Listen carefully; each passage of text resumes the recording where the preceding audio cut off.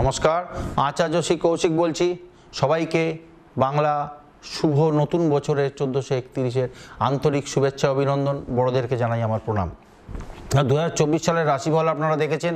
অসংখ্য ফোন করেছেন, মেষ থেকে মিন পর্যন্ত 12টি রাশির, তার প্রত্যেকেই ফোন করেছেন, আমার কাছে এসছেন, আমার সাজেশান নিয়েছেন। যে কোনো সমস্যায় আমাকে ফোন করবেন, স্ক্রিনে দেওয়া নাম্বারে হোয়াটসঅ্যাপ করতে পারেন, যে নাম্বারটি প্রথমে রয়েছে তাতেও হোয়াটসঅ্যাপ করতে পারেন। তা আজকে যে রাশিটি নিয়ে 1431-এ কেমন কাটবে বাংলা নতুন বছর মিথুন রাশির জন্য, ভাগ্য, কর্ম, অর্থ, বিদ্যাস্থান বা পারিবারিক স্থিতিবিধি, শরীর কীরম যাবে সেই নিয়ে আলোচনা করব। তা প্রথমে যে আপনারা দীর্ঘদিন ধরে যে অপেক্ষা করেছিলেন, বহু প্রতীক্ষা কিন্তু অবসান ঘটতে চলেছে। এবার বৃহস্পতি যাচ্ছে কিন্তু বৃষতে 1 মেতে, ন্যায্য প্রাপ্তি লাভ, কাজের যথাযথ মূল্যায়ন এটা কিন্তু পাবেন।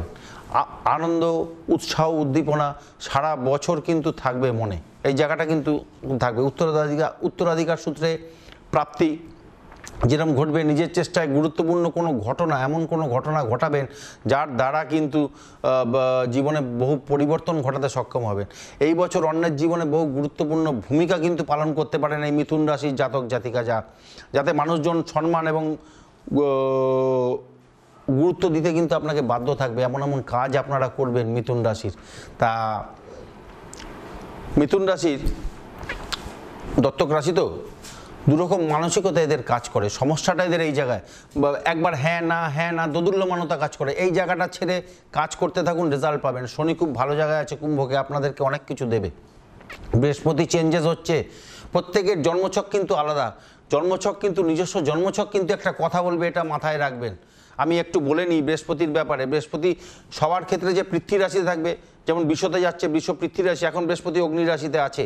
তা যাদের যাদের জন্মছকে দেখবেন, যদি আপনারা না বোঝেন তো আমাকে ফোন করে নেবেন যে কোনো সমস্যায়। বৃহস্পতি যদি আপনার ক্ষেত্রে মেষ, সিংহ বা ধনু রাশিতে থাকে, তাহলে বৃহস্পতি গ্রহের পুজো মন্দিরে করুন, কিছু দান করুন। বৃহস্পতি যদি বৃষ, কন্যা, মকর রাশিতে থাকে, তাহলে 400 গ্রাম করে ছোলার ডাল মন্দিরে দান করুন। এবছর এটা দিন, বৃহস্পতি যেহেতু বৃষ রাশিতে আসছে, এবছর টানা করতে থাকুন এই কাজটা।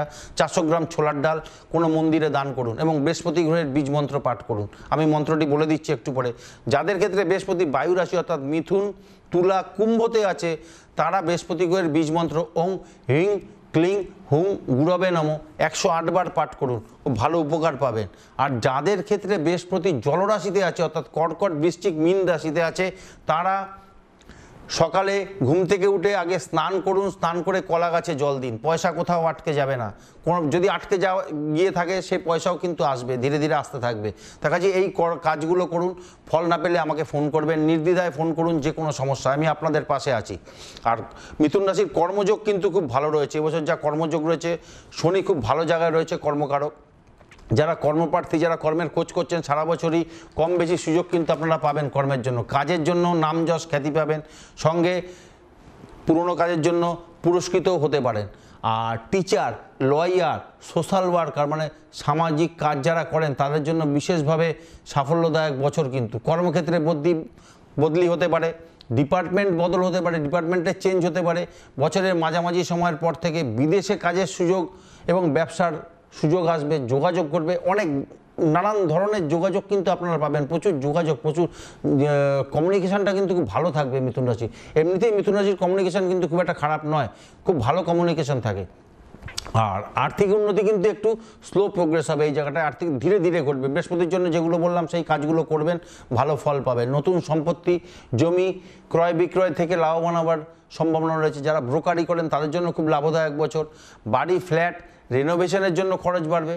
ধার দেনা যদি করে থাকেন সেটা তা মিটিয়ে দিতে পারবেন এবার, এবং বকেয়া টাকা যদি পেয়ে থাকে তাও ফেরত পাবেন। কারোর কাছে যদি টাকা পান সেটাও ফেরত পাবেন। উচ্চ বিদ্যার্থী বা উচ্চশিক্ষা জন্য খুব ভালো সময়। গ্রহের যা পরিস্থিতি, যা পাচ্ছি, গ্রহের যা অবস্থান থাকবে সারা বছর, তাতে বিদেশে পড়াশোনার প্রচুর সুযোগ আসবে, অনেক সম্ভাবনা আছে, খুব ভালো সম্ভাবনা। যারা কম্পিটিটিভ এক্সামিনেশন বা প্রতিযোগিতামূলক পরীক্ষা দেবেন বলে ভাবছেন, তারা ভালো ফলের আশা, সাফল্যের আশা করতে পারেন। নিম্নবিদ্যায় কিন্তু কনসেন্ট্রেশন লেভেলটা কম থাকবে, এই জায়গাটায় মনোযোগের অভাব থাকবে, ফোকাসটা নড়ে যেতে পারে, এই জায়গাটা কিন্তু একটু মাথায় নিয়ে চলুন।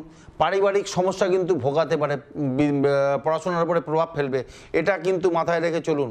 এটা নিজেকে অনেক কিছু থেকে এইগুলোকে মাথা থেকে সরিয়ে রেখে কিন্তু ফোকাসটা রাখুন পড়ার দিকে, তাহলে কিন্তু ভালো ফল পাবেন। নাচের কিন্তু ফলের ক্ষেত্রে ফল পেতে কিন্তু বাধাপ্রাপ্ত হতে পারেন। আর পরিবার থেকে দূরে গিয়েও পড়াশোনা করতে হতে পারে, সেটাও মাথায় রাখবেন এটা।